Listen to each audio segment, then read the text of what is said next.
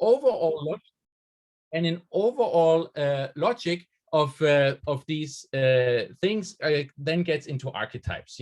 Low cost, pioneering, technology leader. You know that our good colleagues around Charles Baden-Fuller have a whole business model zoo to describe these archetypes, and Oliver Gassman has a book with 50 different. That's the kind of archetypes we are thinking of, that there is a typical component, the Uber for X as a service kind of thing. So there's a certain recipe behind the logic, which then is called archetypes. The other thing we have is packaging the activities into certain elements, and I think the king of elements is Osterwalder and his business model canvas. So we are packaging in that system 9 different elements and put things and structure them in a way so that it makes sense. What we have been working with is alignment. So how does these elements work together? And this is not a unique new idea we have had. I think many articles, many authors have pointed at that a business model only makes sense if the things fit together, if there is some correlation between one and the other. We have just made it into a model which can capture exactly that kind of alignment, which other models can't, because if you have 5 segments and 4 value propositions, then it becomes very messy in most of the ways we draw business models to work with. By the way, in this new format, which we all have learned to love for the last 15 months, if you want to chat and post links and ideas and so forth, there's a chat function. If you want to ask me questions on the way, there's a Q&A button where you can type it in. I'll have it on my screen here, so I'll keep watching out for your questions and comments so we can take it on the way, or afterwards. There are some minutes allocated for that. But please start typing and commenting and chatting so we can make it as interactive and as engaging as at all possible with that. Alignment. So how does the alignment square model looks like? Well, at the center of each business model, I believe that there is the question of why. What is the objective of a business model? We need to define, why are we running the business? Is it for making money, for saving the planet, for what exactly do we want to achieve? If you are traded on the stock exchange, you need to give a guidance. So you are forced to say how large the organization is, how much money we make, what the turnover will be, and so forth. If you're a small organization, you will have a view on why are we here and what are we doing. And that central element is driving all other decisions around the business model. And then comes the classic elements, of course, customers. Who is a customer in our system? What are the different segments we have? What are the value propositions we are trying to sell to these customers? So while the customer dimension is focusing on customer needs, then of course the value proposition is, how do we address the different needs of our customers? Another dimension we use is value demonstration. Sales and marketing would be a different term, or communication, but the core element here is value demonstration. And I have to admit that many models or versions of business models, unfortunately, they do not focus on that things need to be sold. They have all the technical parts, but they have not the parts in terms of how are we selling, how are we convincing our customers. And the final part is, not surprisingly, capabilities. And this is how business models bridge the resource-based view, which is today most about capabilities, and the demand-side view, which is customer segments on the other side. And the thing which connects these two are what we sell and how we sell it. These are the 2 points how resources gets turned over into this demand-side perspectives of that. And these are the elements, but the interesting part is, of course, the corners. This is where the alignment takes place. So which customers are buying what kind of value propositions? How is that working together? Is there some cross-sales initiatives? So do one customer or customer segment buy a product and a service? That's a typical thing we discuss in industrial firms these days. Below, for the value demonstration, Omni-channel has been the term used over the last couple of years. So in how many different value demonstration channels is the customer engaging in their approach of making a purchasing decision? So we can map that out, and we can get with crosses and check marks in and color codes and so forth. We can simply make it an interesting exercise in finding out how are the different parts of our business model aligned. And that is very important, because from my perspective, many companies have understood that they need to find out what their business model is. What they are now fighting for is getting the alignment right. And here's a little example. If we take airlines, the world is okay, and that's not the world's best segmentation and so forth. But if we assume that two segments, business travelers and deal-seeking tourists, and they buy tickets, and you can come economy, business, and first class, or whatever it's called today, go and extra and so forth. And then you see the crosses, who buys what. That works nicely. But if the business people not any longer buy the expensive tickets, but only buy economy, and that we have seen after the financial crisis to a large extent within Europe, for example, and then the business model doesn't function any longer, and that's a problem of alignment. And the crisis has triggered many different reactions on how business models react and how their alignment is challenged. And we have put into the system here that we say it's anti-fragile, it's robust. Anti-fragile means the business model even gets better as it goes along. Robust means the business model can continue to run. Adaptive is we need to change certain things, like the conference today is online, not physical. Suspended is going on a break, aided with the packages, and retired when they don't work any longer. And I, as you see illustrated here, I like the logo of the conference because it shows that in the corners, the arrows, how is the evolvement in the alignment we need to understand in order to answer if a business model is anti-fragile, robust, or needs to retire when, for example, a crisis comes, but also when we look into sustainability, as we will do in a second. So that's the alignment. I think it's very important. And yesterday we had a discussion in the PhD panel about rigor and relevance and so forth. If you can press lots of theories in a one-page version of a business model like we do here, it actually gives nice discussions, but also lots of opportunities to find out how we need to develop our understanding of how business models actually work in practice. Another point is strategizing around the business model. And we have come to adapt from Mintzberg's 5 Ps and have updated that version into a new piece. The old piece from Mintzberg is, of course, a position. So in what kind of a position can the business model bring us? Will we be the market leader, or will we be a follower, or will we be the last ones or the first ones to go bankruptcy and so forth? So what's the position we have and we can achieve? What is the plan to get there? So how is our intention plans, the agendas, more digitization, more servitization, more sustainability? What is it we are working for? And the perspective, which has to do with culture and identity. How do we understand each other and our organization? What are the values we want to honor when we do business and when we develop our business? The new piece are projects. We are working with a view that strategy is a portfolio of projects, and that's a living portfolio of projects. And the project perspective of strategy gives a dynamic view, and we can look at business models and how different strategies, how different projects will change the business model and which impact that has. We can also look at the business model and say, how does this project actually fulfills a certain objective and which part of the business model it will affect, because it's rarely the case that all parts of a business model get changed in one go. And the other thing is preparedness, and that's one of the key points we have worked with over the last 14 months in terms of the Corona situation.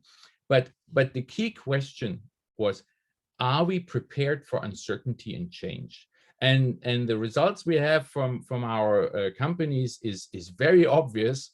Those firms who have been facing a crisis before are much more prepared for a new crisis because they have had these thoughts. They may have built in a certain resilience in their business model and so forth. So preparedness is a term which has come to stay in strategy discussions, and it has also come to stay in terms of business models. So how prepared do we make our business models for uncertainty and change? And this is not only for a pandemic.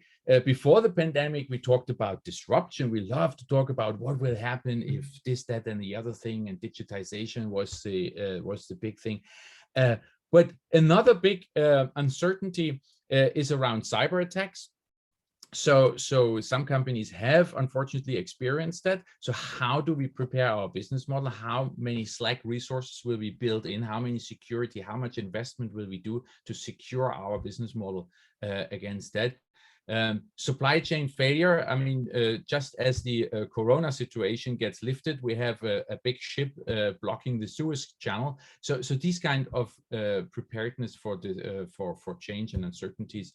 A shitstorm is a current thing. So there are lots of preparedness, and we are coming from a world where business models were either made very lean and very efficient, or very innovative, and we are entering a world where the discussions about preparedness will fill more, and we will increasingly look at how do we make business models more robust, more agile, more whatever term you would like to use for that. My final point is about sustainability. If we take the alignment square model again and ask ourselves, how does sustainability enters a business model? And there are various ways, and it's again rarely that it enters all the parts at once. So one of the things we do is to analyze which situation a company is facing. So let's look at that. Sustainability comes very often in firms which are not in a crisis situation as a discussion of why. So they want to increase, expand on their current objectives, and add sustainability objectives to their, for example, financial objectives. So the UN compact goals, ECG, well, you know, different terms for how do we come in and change that. And that's a huge discussion, and I've seen that for intensively being discussed over just before the crisis and the 2 years before, in particular in response to the climate agenda driven.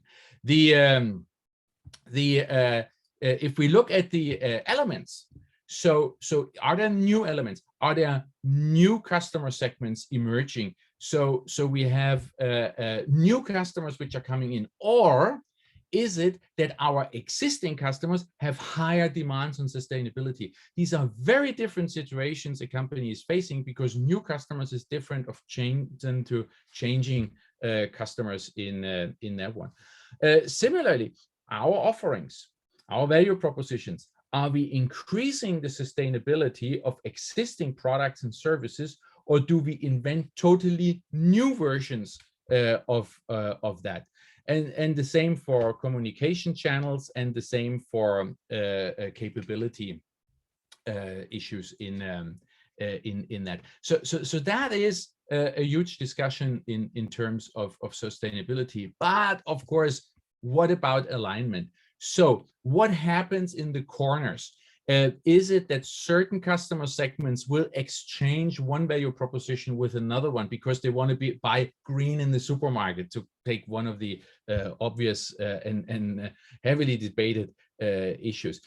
Will customers pay more for green flight tickets, so CO2 quota clean tickets? So what is, will they stop? That's the red cross. Will they stop certain things? What happens in one segment doesn't mean that it's the same in in another segment. So, or will there be new ones? So we need to analyze what happens to the elements and what happens to the business model. So for me, suggestions for further research are alignment. So getting an even better understanding of the connections. How do we get preparedness into our business models, and how much will we invest to be safe and sound in case uncertainties hit? And how can we make our business models multi-sustainable because Minna talked about yesterday about different measures and different versions of sustainability, and as I showed on the slide before, the multiple elements in a business model, how they get in. So there are very different versions to that.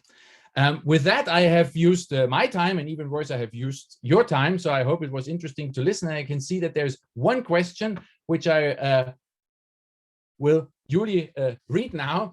There seems to be a dilemma between profit and efficiency and the need for adaptive.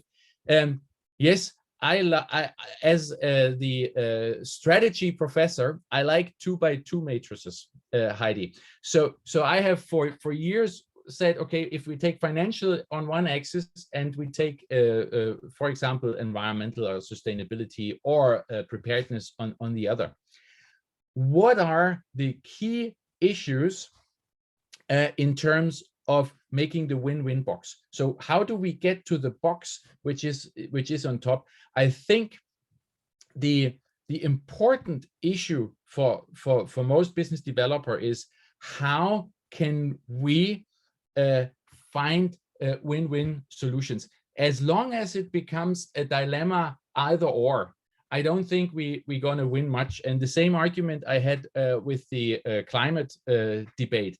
As long as saving the world has negative impacts on so many other things, I think we're not going to move fast enough to save the world. So we need to find these win-win issues. Yeah, and Nadia writes, how can we integrate the sustainable development goals? It is a question of what is next to our business model to work with. So I can have fun out of many things, but some organizations have chosen some of the SDGs which are furthest away from their business model. I don't think that this is any good. I don't think that this is any reasonable thing. Can we not choose something which is close to us? So if I work with water to start with, then maybe I would like to improve the quality of water or life underwater or whatever it is. And the question then becomes, do we make that an objective in our business model in the middle? Does it mean that we have to work with different customers? Does it mean that we have to develop new offerings in the system? So I think it is how we get the specific goals into the business model and work with that in terms of that. So Hannah writes, preparedness also for climate change. I truly agree, and there's sort of a positive and a negative preparedness for me. The positive preparedness is how much can we build potential into our businesses so that they get better and better and run. And the other preparedness is, of course, the sort of the negative or reactive preparedness. How much do I need to prepare in order to react if society enforces certain things? So we have been on the very reactive side in terms of the COVID crisis, because no one has foreseen the restrictions would hit that hard. But I reckon that will change now, that organizations will build into their business models ways of circumventing or being prepared for these things. So just one very basic example, shopping malls have been closed and have been closed longer than other retail outlets.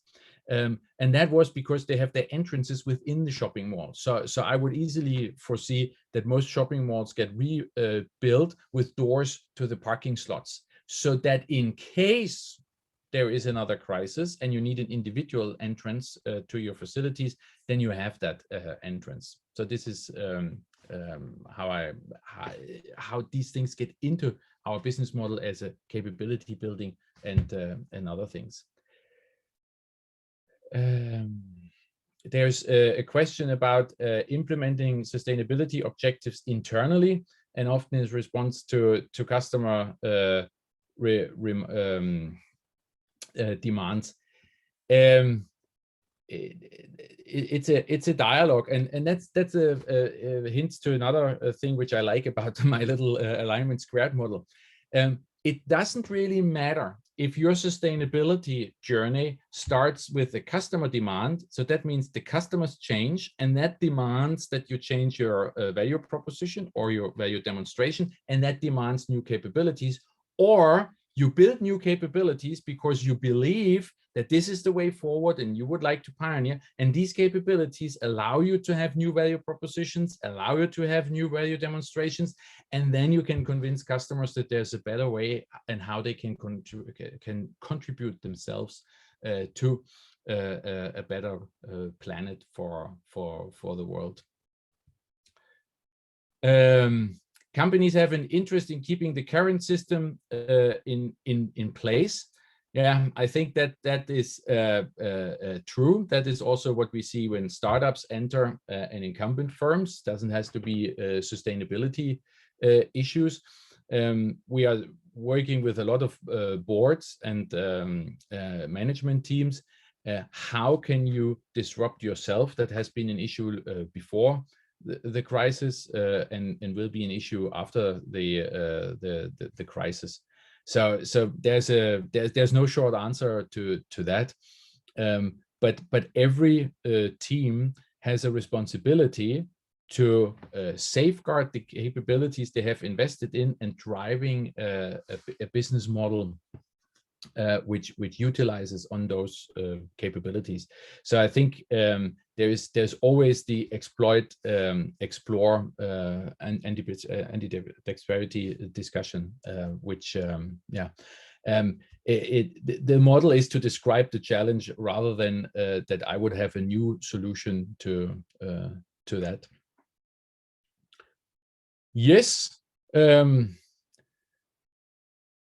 Thank you, and really inspiring. That's a good comment and I can see on the clock that potentially the moderator will stop me soon. I could spend for forever.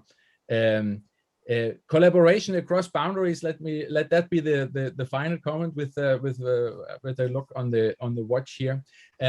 I put partners around the firm's business model. So if your value proposition is topped up with another value proposition, I put that on top and track the bar out and write partners in. If you have partners who provide capabilities, you can fill that in as a capability and give it a different color or write the logo of the company in there.